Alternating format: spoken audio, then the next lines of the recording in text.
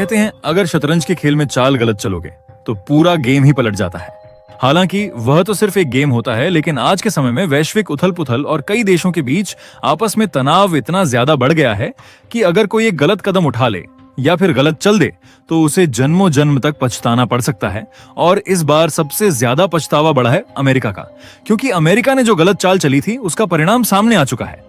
अब यहाँ सबसे बड़ी बात यह है कि अब दिखाई ये दे रहा है कि अमेरिका ने भारत पर टैरिफ का खेल खेलकर दुनिया की फार्मेसी कहे जाने वाले इंडिया की दवाओं से ही हाथ धो लिया है, क्योंकि अब यही भारत की मेडिसिन जो अमेरिका जाती थी अब रूस, ब्राजील और कुछ बाकी देशों की तरफ भारत के द्वारा मोड़ी जा रही है।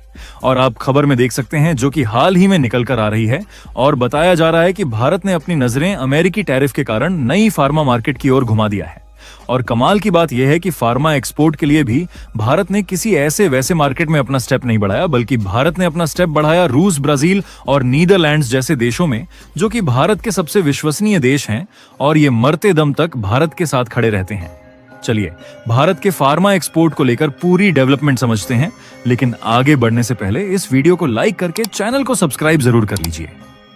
दरअसल भारत को दुनिया की फार्मेसी कहा जाता है, ऐसा इसलिए क्योंकि भारत मेडिसिन प्रोडक्शन के मात्रा यानी वॉल्यूम के आधार पर दुनिया में तीसरे सबसे बड़े दवा निर्माता के रूप में खड़ा है, जबकि वहीं मूल्य यानी वैल्यू के आधार पर वैश्विक स्तर पर भारत की रैंक 14वीं देखने को मिलती है। और भारत की दवाई अन्य देशों की तुलना में कितनी सस्ती होती है इसका अंदाजा आप इसी बात से लगा सकते हैं कि प्रोडक्शन के मामले में तो तीसरे नंबर पर है, लेकिन मूल्य के हिसाब से 14वें नंबर पर देखने को मिलता है। ऐसा इसीलिए क्योंकि भारत की दवाइयां सस्ती होती हैं। फाइनेंशियल ईयर 2023 से 24 में भारत के दवा और फार्मा निर्यात का मूल्य लगभग 27.9 अरब डॉलर था, जो 9.7% अधिक था पिछले वर्ष की तुलना में। उसके बाद 2024 से 25 में यह आंकड़ा बढ़कर 3047 अरब डॉलर हुआ, जो पहली बार यह स्तर पार कर रहा है। कुछ सर्वे में यह भी पाया गया कि भारत अब वैश्विक निर्यात मूल्य में 11वीं रैंक पर भी है। फिलहाल यहां पर सबसे ज्यादा ध्यान देने वाली बात यह है कि भारतीय फार्मा उद्योग वैश्विक बाजार में 20% जेनेरिक दवाओं का योगदान देता है। और इसमें भी ध्यान देने वाली बात यह कि यूएस की जेनेरिक दवाओं की आवश्यकता का 40% और यूके की 25% आवश्यकता भारत से पूरी होती है। और जैसा कि एक बात हमने आपको पहले ही याद दिलाया कि भारत जिन मेडिसिन का एक्सपोर्ट करता है वह दवाइयां सस्ती होती है, क्योंकि भारत ब्रांडेड नहीं बल्कि ज्यादातर जेनेरिक मेडिसिन का एक्सपोर्ट करता है और जेनेरिक दवाइयां सस्ती होती हैं। और जेनेरिक दवाओं के मामले में भारत दुनिया का सबसे बड़ा सप्लायर, क्योंकि आपको बता दें कि जेनेरिक दवाइयां ऐसी दवाएं होती हैं जिनमें वही एक्टिव इंग्रेडिएंट होता है जो ब्रांडेड दवाओं में होता है, लेकिन ये सस्ती इसलिए होती हैं कि ये दवाएं ब्रांडेड दवाओं का सस्ता विकल्प होती हैं, क्योंकि इनके निर्माता को दवा के रिसर्च और मार्केटिंग पर खर्च नहीं करना पड़ता। कहने का मतलब ये है कि जेनेरिक दवाएं वही काम करती हैं, वही असर दिखाती हैं और उतनी ही सुरक्षित होती हैं, बशर्ते इन्हें मानक दिशा निर्देशों के तहत बनाया जाए। इसीलिए भारत को दुनिया की फार्मेसी कहा जाता है, क्योंकि यहाँ जेनेरिक दवाओं का उत्पादन बड़े पैमाने पर होता है। और यही कारण भी है कि the United Nations children's fund के लिए भारत 55 से 60% तक टीका सप्लाई करता है। आपको बता दें कि भारत का घरेलू फार्मा मार्केट 50 अरब डॉलर के बराबर है, जिसमें निर्यात का हिस्सा 26.5 अरब डॉलर और घरेलू खपत 22.5 अरब है। और मजे की बात ये कि 2030 तक यह उद्योग 130 अरब तक पहुंचने का लक्ष्य रखता है। बेन एंड कंपनी की रिपोर्ट के अनुसार 2030 तक फार्मा एक्सपोर्ट्स 65 अरब डॉलर तक बढ़ सकते हैं।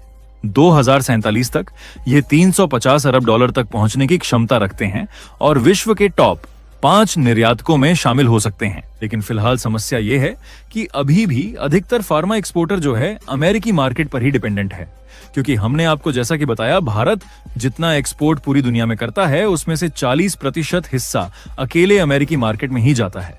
अब अमेरिका का इससे बड़े लेवल पर फायदा होता है, क्योंकि भारत से उन्हें मेडिसिन सस्ती मिल जाती है। लेकिन हाल ही में उन्होंने जब टैरिफ का खेल खेलना शुरू किया तो भारत के कई अलग अलग प्रोडक्ट पर टैरिफ लगा दिया और अब तकरीबन सभी प्रोडक्ट पर मिनिमम 50% की टैरिफ लगी गई है, जिससे जिन प्रोडक्ट पर टैरिफ लगी है उन प्रोडक्ट का एक्सपोर्ट प्रभावित हो गया है। हालांकि इससे अमेरिका का नुकसान है, लेकिन ज्यादातर एक्सपर्ट ने यह कह दिया है कि अमेरिका का नुकसान हो या कुछ भी, ट्रंप की बुद्धि फेल हो चुकी है, उनको इससे कोई मतलब नहीं है, बस उनको टैरिफ लगाना है तो लगाना है। और खबरें तो अभी ही बता रही हैं कि जल्द ही 200% का टैरिफ फार्मा प्रोडक्ट पर भी लग सकता है। हालांकि फार्मा प्रोडक्ट पर इतनी आसानी से टैरिफ लगने वाला नहीं है, क्योंकि इससे अमेरिका लगभग डूब ही जाएगा। फिलहाल ऐसी कोई नौबत आए उससे पहले भारत खुद अमेरिका को झटका देने के लिए अपने फार्मा एक्सपोर्ट के लिए नए मार्केट की ओर मुड़ चुका है, जिसमें भारत सबसे ज्यादा फोकस कर रहा है रसिया, ब्राजील और नीदरलैंड में।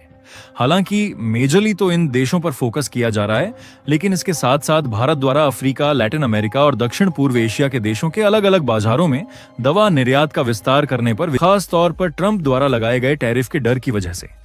हालांकि अभी तक भारतीय दवाएं इससे अप्रभावित हैं, लेकिन अनिश्चितता बनी हुई है। भारत का यूएस में जेनरिक दवाओं का निर्यात वित्तीय 2025 में लगभग 10.5 अरब डॉलर था, जो भारत की कुल फार्मा निर्यात का 1/3 से अधिक है। नए बाजारों में निर्यात बढ़ने की संभावना तकरीबन 20% तक देखी जा रही है। इस दिशा में आने वाली चुनौतियों पर कारगर चर्चा के लिए नई दिल्ली में होने वाले इंटरनेशनल फार्मा प्रदर्शनी का आयोजन भी हो रहा है। अब आप कहेंगे कि इन्हीं देशों का मार्केट भारत के लिए सूटेबल क्यों है, तो देखिए, नीदरलैंड्स विशेष रूप से भारत से जेनरिक दवाओं का आयात बढ़ाना चाहता है, क्योंकि वहां 80% वार्षिक प्रिस्क्रिप्शंस जेनरिक दवाओं की होती है। लेकिन पिछले 5 वर्षों में उनके जेनरिक पंजीकरण में 50% गिरावट आई है। इसलिए भारत की सस्ती और भरोसेमंद आपूर्ति महत्वपूर्ण भूमिका निभा सकती है। और अगर रूस की बात की जाए तो पश्चिमी पाबंदियों की वजह से रूस को दवाओं और मेडिकल सप्लाई की बहुत जरूरत है। भारत पहले से रूस का भरोसेमंद साथी है, रक्षा से लेकर ऊर्जा तक। अब दवाओं में भी भारत वहां की खाली जगह भर सकता है। रूसी बाजार बड़ा है और भारत की सस्ती व गुणवत्तापूर्ण जेनरिक दवाओं की वहां भारी मांग है। इसके अलावा अगर बात ब्राजील की करें तो ब्राजील लैटिन अमेरिका की सबसे बड़ी अर्थव्यवस्था है। स्वास्थ्य सेवाओं में ब्राजील काफी हद तक इंपोर्टेड दवाओं पर निर्भर है।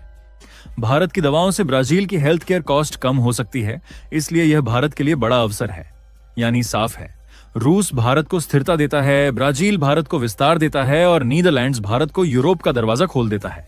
बाकी आप लोग अगर अभी तक वीडियो को देख रहे हैं, कमेंट बॉक्स में बधाई दीजिए कि भारत का फार्मा एक्सपोर्ट खूब ज्यादा बढ़े, और इस वीडियो को लाइक करके अपने मित्रों तक शेयर जरूर करें ताकि उन्हें भी जानकारी मिल सके। और क्योंकि हम आपके लिए ऐसे ही हर रोज ज्ञानवर्धक वीडियो लाते हैं, उसके लिए चैनल को सब्सक्राइब करना बिल्कुल ना भूलें। जय श्री राम।